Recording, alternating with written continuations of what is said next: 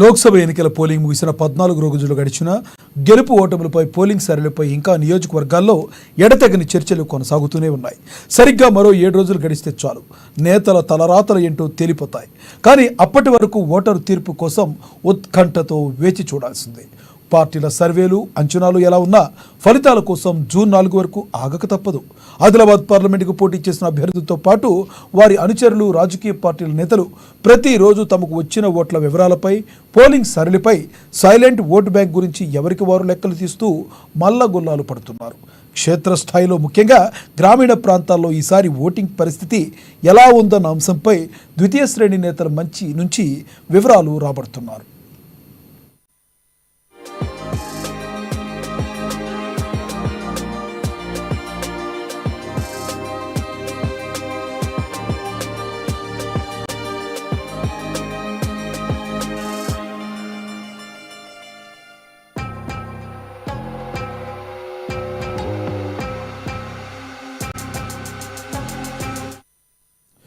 Voter నాడి అర్థం కాని రీతిలో ఈసారి పోలింగ్ ప్రక్రియ సాగింది.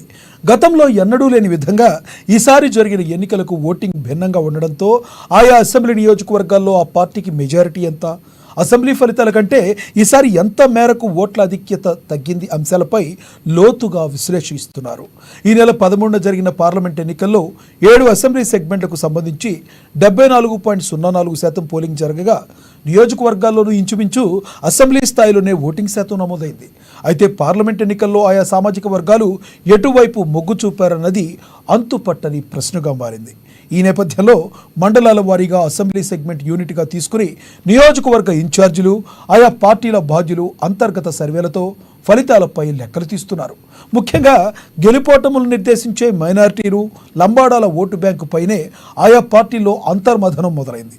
వారు ఎటువైపు మొగ్గు చూపితే వారే గెలుస్తారన్న సంకేతాలున్నాయి. మొత్తానికి సర్వేలు ఎలా ఉన్నా సైలెంట్ ఓటింగ్ ద్వారా ఎవరు ఎటువైపు వేశారన్నది ప్రశ్నార్థకంగా ఉంది. ఓటరి నాడి తెలియాలంటే మరో వారం రోజులు ఆగక తప్పదు.